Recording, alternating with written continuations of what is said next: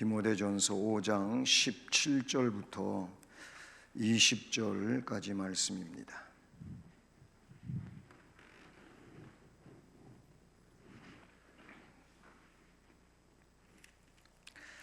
디모데전서 5장 17절부터 20절까지 우리 말씀을 함께 봉독하시겠습니다.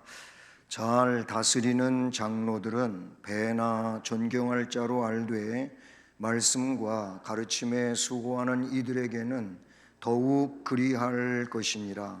성경에 일렀으되 곡식을 밟아 떠는 소의 입에 망을 씌우지 말라 하였고, 또 일꾼이 그 삭을 받는 것은 마땅하다 하였느니라.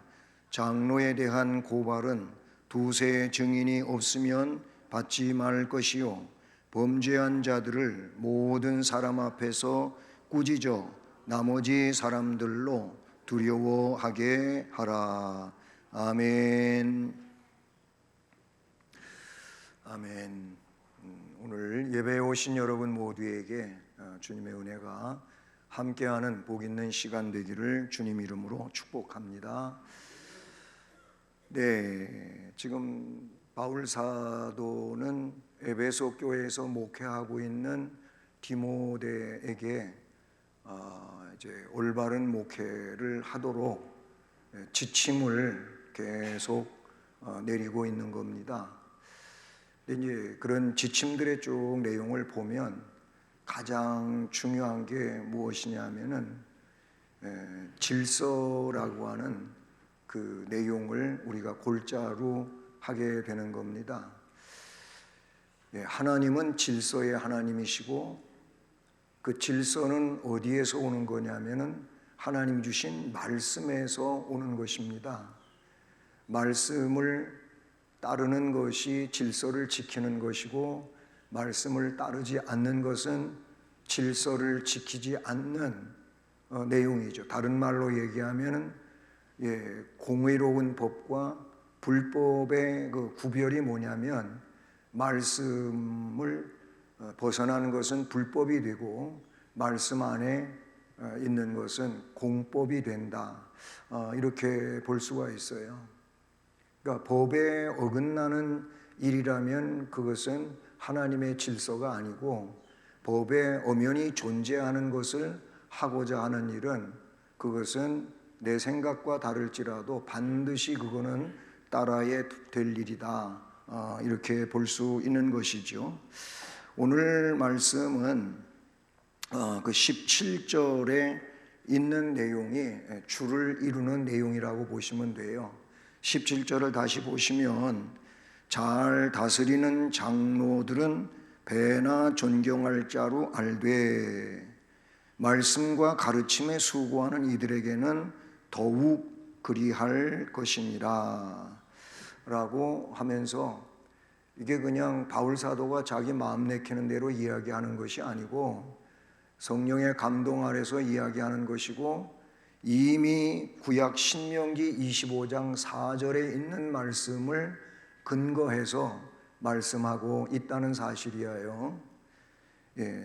이런 말씀들은 뒤에 이제 설명을 하기로 하고요.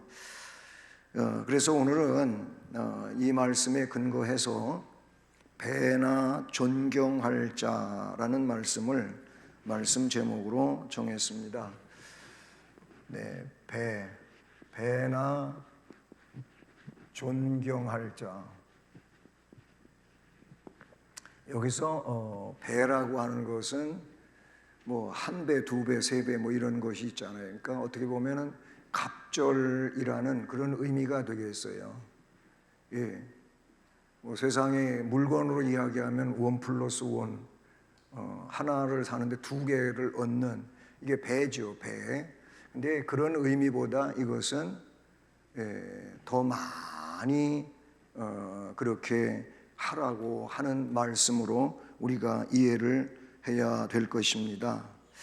이제 25절까지 계속 내려가는 말씀인데, 장로들의 권리 내지는 의무에 대해서 쭉 이야기하고 있어요. 교회 생활은 항상 권리가 주어지고 거기에 따르는 의무가 주어지게 되죠.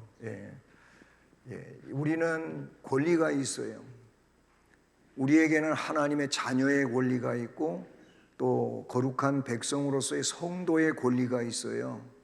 그런데 이 권리가 권리다울 수 있는 것은 의무가 이행되어질 때 그런 거예요. 성경의 많은 말씀들이 보면 하나님이 우리를 자녀로 삼아서 권리를 주었지만 자녀로서의 그 의무가 감당되지 않을 때에는 이 문제가 권리가 박탈되는 얘기가 나와요. 이스라엘이 얼마나 귀한 백성입니까? 근데 그 귀한 백성들이 왜 포로가 되고 왜 이방의 공격을 받아야 되고 그럽니까? 바로 이 의무에 대한 소홀함 때문에 그래요.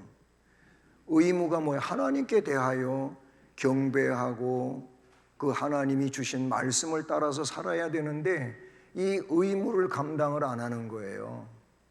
의무를 감당 안 하면 권리는 박탈되는 거예요. 의무를 안 하는데도 권리를 주장하고 있다면 그 사람은 문제가 큰 사람이죠.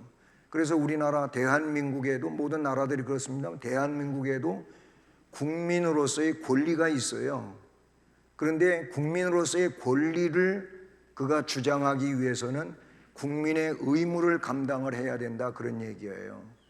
그래서 5대 의무, 국민의 5대 의무가 옛날부터 우리가 배워온 것처럼 의무 감당이 될 때 그 사람이 국민의 권리가 주어진다. 마찬가지예요. 성도는 성도의 권리가 있지만 그냥 아무렇게나 권리가 그대로 주어지는 게 아니고 하나님 백성으로서 자녀로서의 의무가 감당되어질 때 그 사람에게 이 권리도 누릴 수 있고 주어지게 되는 내용이라고 볼 수가 있어요. 오늘 전체적인 내용은 장로에 대한 이야기예요. 장로는 두 가지로 이미 앞에서 공부했잖아요. 근데 말씀의 17절을 보면 먼저 뭘 이야기합니까? 잘 다스리는 장로에 대해서 이야기하고 있어요. 여기서 잘 다스린다는 겁니다.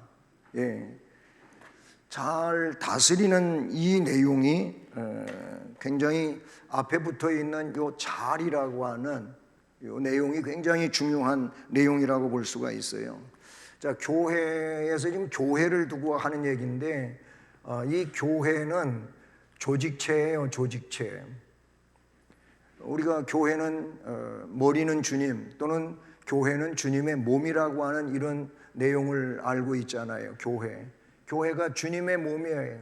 그리고 주님의 몸인 교회는 조직체라고 할 때 그 조직체가 뭐냐면 불러 모아진 하나님의 백성들로 이루어졌다 그 말이에요. 교회는 부름받은 하나님의 백성들로 이루어진 게 교회예요. 그리고 이 건물은 교회당, 교회가 모인 집 그 말이에요. 또는 예배당, 예배를 드리는 집 그 말이죠. 그러니까 이 건물도 우리가 예배를 드리기 위해서 중요하지만 그 건물보다도 더 중요한 게 뭐냐면은 그 건물 아래 모여 있는 하나님의 백성들 내지는 부름받은 빼냄을 받은 우리들이 이 교회로서의 본질이고 아주 중요하다 그 말이에요. 그래서 조직체라고 하는데 이 조직체가 운영이 되기 위해서는 뭐가 존재하냐면은 성경이 존재해요. 우리가 근본적으로 말할 땐 성경이 존재한단 말이에요. 성경에 근거하여 이 조직체가 운영이 된다 그 말이죠. 그렇게 성경에 의하여 운영되는 조직체가 진정한 교회다. 역순으로 보면 그러는 거예요. 성경에 맞지 않으면 중세시대 16세기에 개혁이 일어났듯이 종교개혁이 일어났듯이 종교개혁의 제1의 슬로건이 뭡니까? 성경으로 돌아가자예요. 다른 데로 다른 걸 만들어내는 게 아니고 원래대로 하자 그 말이 종교개혁이에요. 원래대로 하자. 원래가 뭐예요? 성경대로 하는 거예요. 그리고 이 성경에서 우리가 공부하는 대로 웨스트민스터 이런 신앙 고백서가 나오게 되고 장로교의 신조, 웨스트민스터 신조가 나오게 된 것이고 신조는 12가지가 있어요. 12신조라 그러잖아요. 이런 게 나와요. 그리고 그걸 잘 배우기 위해서 사제들에게는 대요리문답, 평신도에게는 소요리문답, 요리문답을 공부하는데 전부 성경의 얘기란 말이죠. 그래서 여기에서 뭐 여러 가지가 나온다 그런 얘기, 신조가 나와요. 그 다음에 문답서가 나와요. 그 요리문답이죠. 문답서가 나온단 말이죠. 문답서. 또 동시에 신앙 고백서가 나와요. 이런 것들이 나와요. 근데 이런 것들이 전부 근거해가지고 뭐가 만들어지냐면은 법이 만들어진 거예요. 이게 총회법이고 노회법이고 교회의 정관이다 그 말이에요. 이런 것들이 만들어진다고. 그러니까 결국은 원론은 뭐냐면 성경이에요. 예를 들어서 노회를 하든 총회를 하든 할 때 많은 의견이 개진이 돼요. 개진이 되는데 근데 이상한 얘기가 나올 때 어떤 한 분이 법이요 그러면 모든 건 다 잠재우는 거예요. 지금까지 논의했던 얘기들은 다 잠재우는 거예요. 왜 그러냐면 여기서 법이요 한 얘기는 뭘 이야기하는가 하면 성경과 맞지 않습니다 이 말과 같은 거예요. 성경 어디 몇 장 몇 절에 보니까 지금 우리가 얘기하고 있는 건 그것과 맞지 않습니다. 그러면 모든 얘기는 다 내려놔야 돼요. 그래도 법이요 했는데도 다른 이야기를 하면은 안 되는 거예요. 이게 노회 안에서 총회 안에서 이루어지는 일이라 그런 얘기죠. 자, 그러면 이거를 설명하다 이런 얘기가 나왔는데 잘 다스리는 장로. 장로는 누굽니까? 여기서 장로는 우리 교회로 보게 될 때 옛날에는 장로는 원로의 원로, 교회의 원로, 나라의 원로였어요. 근데 오늘날에 와서는 원로라는 측면보다는 뭡니까? 예? 장로는 우리가 공동회로 모여서 이 조직체인 세례교인 이상이 공동회로 모여가지고 그 공동의회 회원들이 3분의 2의 투표를 받은 자가 장로가 된다 그 말이에요. 예? 오늘날 우리 교회에 장로님 6분 계시는데 이렇게 해서 장로님이 된 거예요. 그러면 이 장로는 뭐냐면 어떻게 볼 때 대의원이에요. 대의원. 세상 말로 이야기하면 여러분 세례교인 지금 많이 줄어들어갖고 세례교인 15명의 대표가 되는 게 장로예요. 옛날에는 장로를 세우려면 개척을 해가지고 세례교인이 몇 명이 있어야 되냐면 30명이 있어야 됐어요. 제가 목회 시작할 때만 해도 30명이 있어야 세례교인 30명이 있어야 장로를 세울 수 있는 그 기반이 되는 거예요. 오늘날에 와서는 뭐 장로님도 없는데 뭐예요? 교회가 되기도 하고 그러는데 옛날에는 이런 상황을 뭐라 그랬냐면은 기도처라고 불렀어요. 교회 이름을 못 붙였어요. 그냥 명칭이 예를 들어 뭐 소망이라면 소망기도처. 그러다가 이제 세례교인이 이렇게 모이게 되면 이때 그 세례교인이 그만큼 모였을 때 교회라고 하는 그 명칭을 붙이는 거예요. 소망교회 이렇게 막 붙인다 그 말인 거예요. 어쨌든 대의원과 같은 거예요. 여러분이 투표를 해서 세우신 분들이 장로님이다 그런 얘기예요. 그러니까 장로님들은 오늘 말씀처럼 잘 다스려야 되겠죠. 여기서 잘 다스린다 이 말은 이 잘이라고 하는 말은 이거는 칼로스라고 하는 단어를 썼어요. 칼로스. 예. 잘한다 그런 말이 되겠지만 그보다 어떤 의미로 가지냐면 올바르게를 의미하고 있어요. 올바르게. 이 잘이라고 하는 것은 올바르게 칼로스라고 하는 단어라 그런 얘기예요. 올바르게 하는 게 중요하지 뭘 많이 하는 게 중요한 게 아니에요. 어떤 대단한 일을 하는 게 중요한 게 아니라 올바르게 하는 게 중요한 거예요. 그 올바르다고 하는 이 말은 어디에 근거하냐면 앞에도 계속 얘기했지만 성경과 맞아야지 올바른 거지 성경하고 맞지 않으면 틀린 거예요. 이거는 다른 게 아니고 틀린 거예요. 성경과 맞아야 올바른 거고 그렇지 성경하고 안 맞으면은 이거는 다르다 이런 말보다는 틀린 거에 틀린 거. 여러분, 다른 거하고 틀린 거하고는 엄연한 차이가 있잖아요. 올바라야 된다 이렇게 말하고 있어요. 그리고 잘 다스림에 대한 이야기가 나오는데 다스림, 잘 다스리는 이 말이 나오고 있어요. 이 다스린다고 하는 것은 프로이스템이라고 썼어요. 예, 프로이스템이 이 뜻은 말 그대로 뭐예요? 다스림을 이야기하는 거예요. 지도한다 그런 의미죠. 지도한다 혹은 이끌고 간다 그런 의미를 가지고 있어요. 하나님은 다스리시는 하나님이죠. 그 말을 다스리시는 하나님을 다른 이야기로 할 때 통치하시는 하나님이라고도 하고 섭리하시는 하나님이라고도 해요. 우리는 섭리할 수 있고 통치할 수는 없지요. 그러나 우리는 우리에게 주어진 임무에 대해서 잘 해야 되는데, 잘 올바르게, 즉 다스려야 되는데 어떻게 올바르게 이끌고 가야 된다 그 말이에요. 이 내용을 이야기하고 있는 것이죠. 이런 장로들을 어떻게 하라고 말씀에 나옵니까? 배나 존경할 자로 알되. 거기서 이제 배나, 앞에 우리 제목에 나오는 것처럼 배나 존경할 자로 알아라.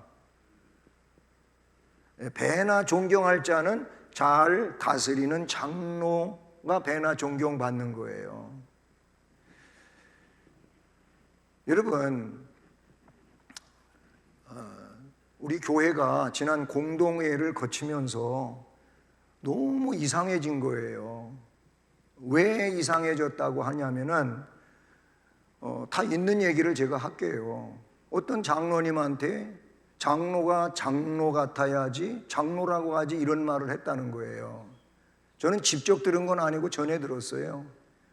이게 주일날 있었던 어떤 내용이에요. 그러면 여러분 생각해 보세요. 그 장로님이 잘 못해서 그런 얘기를 들을 수도 있을 것이고, 안 그렇다면 그 사람이 너무 악해서 그 말을 하는 거예요. 둘 중에 하나예요. 여러분 잘 생각하셔야 돼요. 이런 말은 정말로 철저히 회개해야 됩니다. 이 회개 안 하면 큰일 납니다. 어떻게 그런 말을 할 수 있어요? 그것도 주일날 성전 안에서.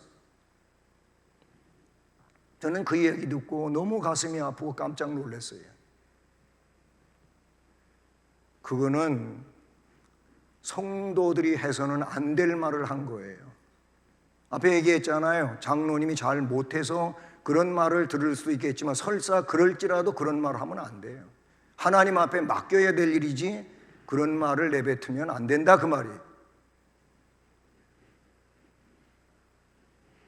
그 사람이 악하든지 장로님이 잘 못했든지 둘 중에 하나는 분명합니다. 이건 하나님 앞에서 판가름 날 그런 일이라고 볼 수가 있는 거예요. 말씀드린 것처럼 말씀을 따라서 다스려야 돼. 잘 다스리는 것은 말씀을 따라서 다스려야 돼요. 말씀을 떠나서는 있을 수가 없어요. 그리고 말씀에 근거한 뭐가 있냐면은 법과 규례가 있어요. 이 법과 규례에 준해야 된다 그런 얘기예요. 말씀과 법과 규례에 준하면서 거기에 동반되는 게 뭐냐면은 사랑이 내포되어져 있어야 되는 거예요. 이 내용이 원론이라고 생각하시면 돼요. 여러분 성도로서 살면서 교회 생활하면서 절대로 넘어서는 안 되는 그런 말들을 하지 마세요.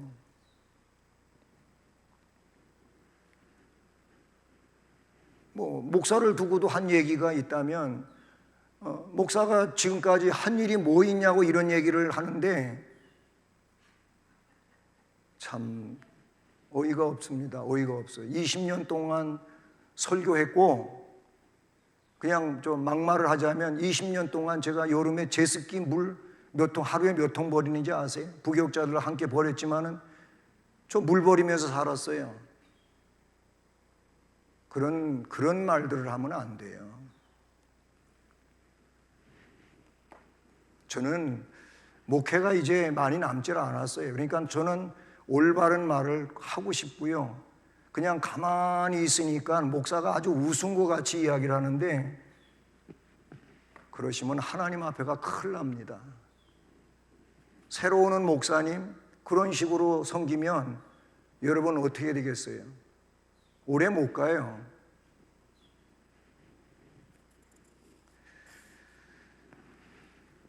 두 번째 오늘 말씀은 잘 다스리는 장로는 배나 존경할 자로 알라 그랬어요. 근데 거기에 이어서 뭔 이야기를 하냐면은 말씀, 이 말씀과 가르침에 그랬어요. 말씀과 가르침에 수고하는 자는 더욱 그리하라 그랬는데, 이 말씀과 가르침에 수고하는 자는 누굽니까? 목사의 목사.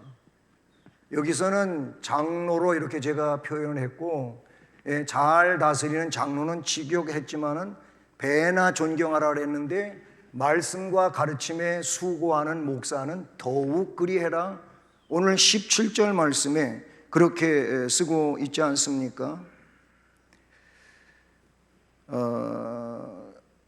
이 말씀을 갈라디아서 6장 6절 말씀에서는 조금 다르게 쓰고 있어요. 그러나 뜻은 같다고 볼 수 있는데, 가르침을 받는 자들은 여러분이라고 볼 수가 있겠죠. 가르침을 받는 자들은 가르치는 자, 여기에 해당하죠. 가르치는 자와 모든 좋은 것을 함께하라 이렇게 되어 있어요. 예, 가르침 받는 자, 이 가르침 받는 자는 가르치는 자, 좋은 것을 함께하라. 거기 모든이 나오죠. 좋은 것을 함께 하라 이렇게 나와요. 갈라디아서 6장 6절이에요. 여러분은 말씀을 가르침을 받는 자예요. 저는 성경에 있는 얘기를 해도 설교 이후에 이상한 얘기들을 또 뒤에서 하곤 그러는 것 같아요. 그전에는 그런 일이 없었는데 이상하게 공동회에 거친 이후에는 더 그런 게 막 수면 위로 이렇게 막 떠올라서 이야기 되어지는데, 여러분 무서운 일입니다. 이게 엄청 무서운 일이에요. 여기만이 아니에요. 히브리서 말씀을 보면 13장 7절과 17절 말씀이에요. 7절에서는 이렇게 말해요. 하나님의 말씀을 너희에게 일러주고 너희를 인도하는 자들을 생각을 하라 그랬어요. 17절에는 너희를 인도하는 자들에게 순종을 하고 복종을 하라. 왜 그래야 되냐면 그들은 너희 영혼을 위하여 경성하기를 자신들이 청산할 자인 것 같이 하느니라. 이 말은 무슨 말? 너희들이 해야 할 일을, 이 말씀을 가르치는 목사가 너희들이 해야 할 일을 어떻게 한다고요? 자기의 일처럼 하고 있다고요. 기도도 할 것이고, 또 마음을 아파하는 일이 있으면 아파하는 걸 같이 할 것이고, 이렇게 한다는 거예요. 그러니까 그런 목회자들을 너희들이 이렇게 무시하고 존중하지 않고 그러면 안 된다는 거지요.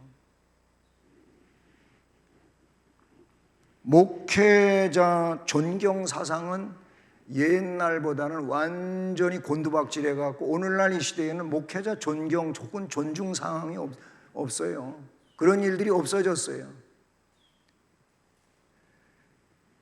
이거는 말세의 문제고 현대의 문제고, 주님이 말씀하신 것처럼 말세에는 믿는 자 보겠느냐, 다시 말하면 말세에 제대로 믿는 자가 얼마나 있겠느냐, 이런 얘기와도 같은데 주님이 그런 말씀을 하셨다고 볼 수가 있는 거예요.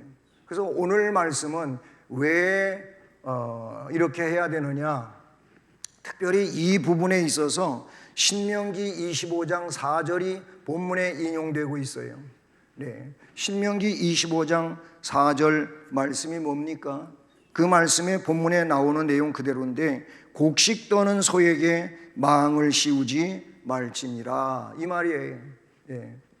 곡식을 우리나라 추수 방법이 지금 많이 달라 현대화되고 해가지고 사람이 별로 손 까딱 안 하고 다 수확해서 걷어들이는 이런 시대가 됐어요. 근데 옛날에는 안 그랬잖아요. 일일이 가서 사람들이 그 이삭을 그루터기를 베가지고 말려가지고 다시 탈곡을 하고 그리고 정미소로 보내고 그래서 쌀이 나오지 않습니까? 근데 이제 옛날 방식은 특별히 이 중동 지역은 우리나라하고 또 좀 다르죠. 예, 추수를 해서 알곡이 모아지면 이걸 쌀을 만들기 위해서 어떻게 합니까? 연자맷돌을 돌린다는 거예요. 그래서 정미하고 하는 과정을 거치게 돼요. 그 부분에 있어서 곡식을 떠는 소에게 망을 씌우지 말라. 그 곡식을 지금 소가 일함으로 가져온단 말이에요. 그러니 그렇게 일하는 소에게 그냥 먹도록 내버려 둬라. 여러분, 돼지 있지 않습니까? 돼지도 너무 잘 먹고 많이 먹는 게 돼지라고 사람들이 알고 있어요. 근데 돼지도 배부르면 안 먹어요. 그 사람들 웃기는 말이 음식 많이 먹었는데 또 먹으라는 내가 돼지인 줄 알아, 이런 말 우습게 삼아 하잖아요. 자꾸 먹으란다고 내가 돼지인 줄 알아, 우스갯소리로 그런 말을 하는데 돼지도 배부르면 안 먹어요. 그냥 먹이가 있어도 그냥 놔두고 가서 누워버려요. 무슨 얘기를 하고자 하는 거냐면 곡식을 밟아 떠는 소가 망을 씌워놓으면 못 먹게 하는 거거든요. 못 먹게, 입을 벌려서 먹지를 못하게 하는 게 망이야, 이 소의 망 씌우는 게. 그런데 그냥 곡식 떨 때는 내버려 두라는 거예요. 그냥 주워 먹게 내버려 두라는 거예요. 먹어야 일할 거 아니냐 이거예요. 그런 의미를 담고 있다는 거예요. 왜 이 부분에 와서 이 말씀을 바울 사도가 인용해서 하고 있냐 이거예요. 목회자에게도 생활이 필요한 거잖아요. 목회자가 생활비 받으면 자기 혼자 그냥 독식하며 다 쓰는 겁니까? 그렇게 하지도 않아요. 진정한 목회자는 교회를 위해서 헌신해요. 모범이 되려고 힘쓰고 애쓰고 그렇게 해요. 그렇게 사는 게 진정한 목회자라는 거예요. 그러니까 목사님들에게 교회에서 뭔가 이렇게 사례를 하면 그냥 준 걸로만 생각지 마세요. 그분이 그걸 받아가지고 어떻게 살았는지를 여러분들이 생각하는 게 중요한 거예요. 그냥 준 것만 가지고 자꾸 이야기를 하면은 여러분 반쪽밖에 모르는 이런 이야기가 된다, 이렇게 볼 수가 있는 거예요. 아니 우리 예수님도 예수 그리스도도 뭐라고 말씀하셨어요? 마태복음 10장 10절에 제자들 12명을 선택하여 파송을 하시면서 이런 말씀을 하셨어요. 일꾼이 자기의 먹을 것 받는 것이 마땅함이니라. 일꾼이 복음 전하는 일꾼이 사람들로부터 자기 먹는 것 받는 게 마땅하다. 예수님이 하신 말씀이에요. 다 성경에 나오는 이런 말씀들이라 그런 얘기가 되는 것이죠. 그 다음에 세 번째 내용은 이 송사에 대한 문제인데 다른 송사도 아니고 오늘 말씀에 장로에 대한 송사예요. 이 장로에 대한 송사 문제를 거론하고 있어요. 송사는 재판 문제다 그 말이죠. 재판하는 문제인데 교회도 재판의 문제가 생길 수 있지요. 재판해서는 안 되는데 재판할 수 있는 거예요. 우리 수원성심교회가 제가 부임하기 전에 재판의 문제가 있었어요. 노회의 재판을 청원해서 노회가 재판했던 교회고 그래요. 그리고 그런 과정 중에 여러분도 아시는 분 있겠지만 그때 재판국장님하고 재판국 서기인 저하고 몇 분 여기 왔다가 여기서 계란 세례 받은 사람 중에 하나예요. 제가 송사 문제가 있을 수 있어요. 우리 교회가 그랬던 게 다시 이런 아픔이 있으면 안 돼요. 우리 교회 나쁜 보고는 급히 믿지 말라는 말이 있어요. 정확한 증거에 근거해 가지고 처리해야 된다는 거예요. 뭐 말은 무성하지요. 별말이 다 있을 수 있죠. 그러나 그 말에 진의가 뭔지를 구분하고 구별하는 것은 이건 굉장히 중요한 일이라고요. 말이 있다고 그 말 가지고 계속 이렇게 처단하고 저렇게 처단하고 그렇게 하다가 보면 뭐가 남겠어요? 아무것도 남는 게 없다, 이렇게 볼 수밖에 없어요. 그래서 장로에 대한 송사는 두세 증인이 없으면 받지 말 것이 오늘 19절 말씀이잖아요. 신명기 19장 15절도 성경은 한 사람의 증언으로 사람을 정죄하지 말라. 증인이 한 사람 가지고는 안 된다. 두세 증인이 있어야 된다. 합법적인 게 그렇게 성경은 말씀하고 있죠. 교회는 바로 이 율법의 규정에 근거해 가지고 교회의 규정이 만들어지는 것이고 어떤 총회의 이런 권징 제도가 만들어지고 시행이 된다, 그런 얘기죠. 장로의 경우는 이 규범을 철저히 적용할 것을 말씀하고 있어요. 왜 그러냐? 장로는 교회가 인정하는 앞에서 이야기한 것처럼 3분의 2라고 하는 성도들의 표를 받아가지고 세움을 입은 아주 존귀한 분들이라 그 말이에요. 그렇기 때문에 신중히 해야지 그렇지 않을 때에 교회에 2차적인 또 다른 어려움이 만들어진다, 이렇게 볼 수가 있어요. 그러니 모든 일들 중 특히 나쁜 일은 급하게 결론을 내리지 말아야 하고 확실한 증거에 의해 처리하는 것이 공정한 처리다. 아무리 커다란 문제라도 시간이 그 문제를 해결해 주는 경우를 우리는 우리의 삶 가운데서 종종 볼 수가 있는 내용이죠. 그래서 이 문제는 성경에 근거한 대로 두세 증인이 있어야 된다. 두세 증인이 있어야 한다. 성경은 이렇게 말씀하고 있다는 거예요. 이런 내용을 언급하고 있는 것은 쉽게 하지 말아라. 쉽게 하지 말라. 교회 재판은 쉽게 하지 말라. 현대교회에 와서는 이런 문제가 너무나 희박해진 거예요. 다시 말하면 교회의 치리 문제, 다른 얘기로는 권징 시행, 이런 것들이 교회마다 잘 안 되고 있는 거예요. 왜 그러냐면 이 교회에서 권징을 시행하면 그냥 가버리는 거예요, 다른 데로. 그럼 다른 데 교회에서 왜 저 사람이 저 교회에서 우리 교회로 왔는지를 알아봐야 되는데 그 교회에서는 그냥 어서 오십시오 하고 끝나는 거잖아요. 그러니까 이 문제가 시행이 안 되니까 성도들이 죄송하지만 버릇이 없어요. 버릇이 없어요. 옛날에는 굉장히 무서웠어요, 이 문제가. 그래서 우리가 주소를 옮길 때 우리 사회 속에서 어떻게 해요? 퇴거해야 되고 저쪽에가 전입신고해야 되고 이랬잖아요. 교회도 이명증서를 떼줘야 되고 이명증서를 내가 가고자 하는 교회에 갔다가 제출해서 거기에서 받아야 돼요. 그러면은 어느 교회에서 우리 교회로 전입을 왔다. 그렇게 이런 제도가 있었는데 지금은 이거를 시행하는 교회가 없어요. 언제 한번 어느 교인이 저한테 이명증서를 떼달라고 해서 떼준 적이 있어요. 이게 근간의 시일이 아니었고 오래전에 그랬어요. 그리고 어느 분이 이명증서를 떼가지고 우리 교회로 온 적도 있었어요. 이게 옛날 법이었고 오늘날에는 이게 시행이 안 돼요. 이렇게 안 되는 이유가 뭐냐면은 목사님들에게도 물론 문제가 있고 그런 상황에서 성도들이 그냥 이 교회 아니면 교회가 없냐는 식이 돼버리니까 이런 문제가 의미가 없는 거예요. 이게 법은 엄연히 존재하고 살아있는데도 이렇게 안 되는 거예요. 그래서 교회에서 벌받는 문제, 이 치리되어지는 문제, 권징되어지는 문제, 이 문제를 굉장히 무섭게 생각을 했다, 그 말이에요.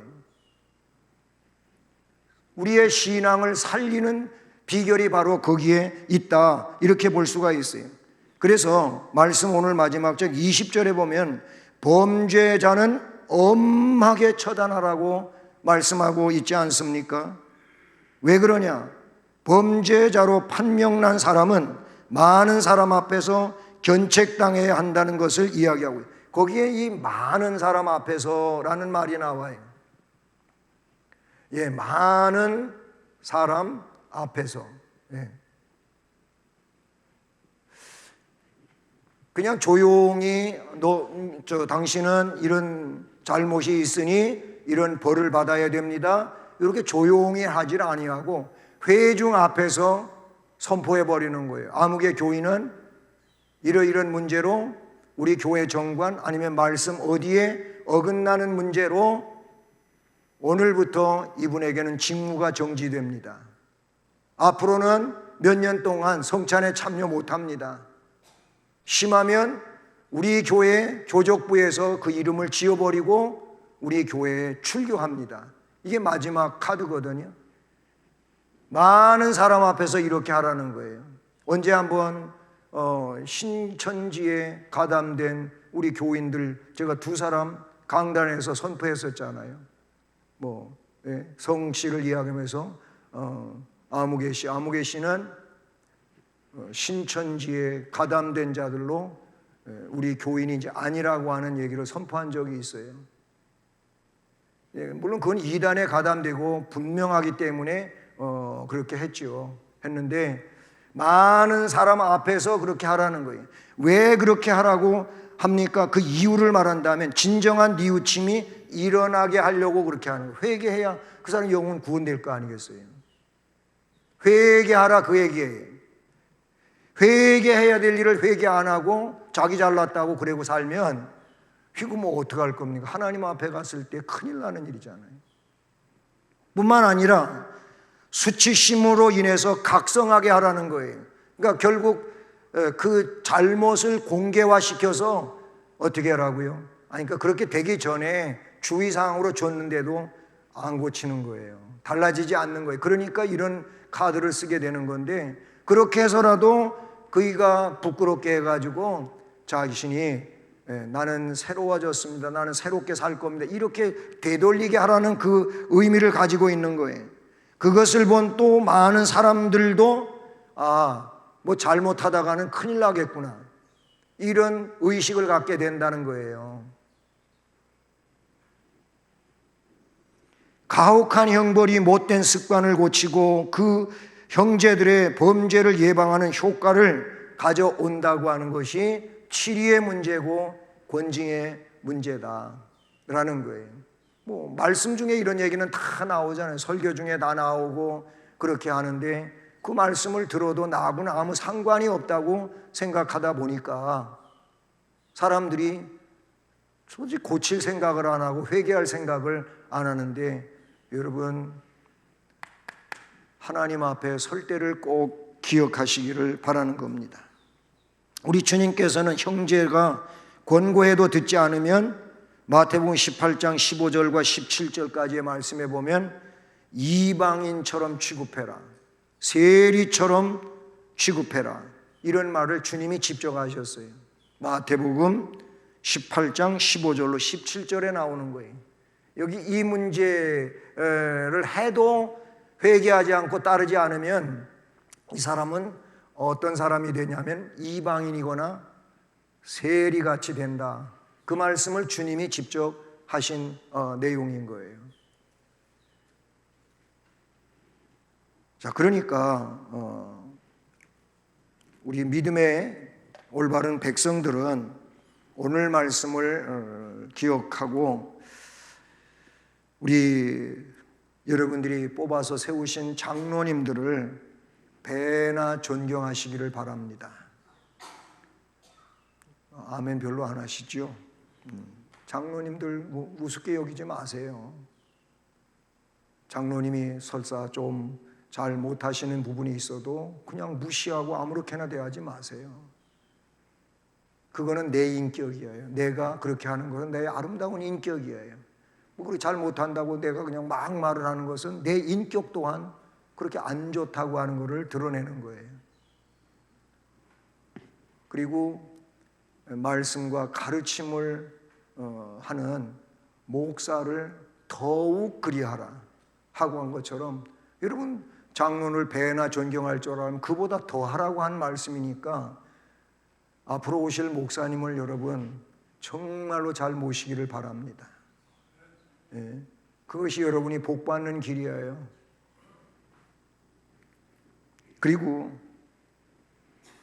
뭐 이런 목사, 장로, 어떤 교인 재판 문제는 신중성 있게 해야 될 일이고, 뻑뻑하면은 그냥 고소한다 이런 말 하지 마세요.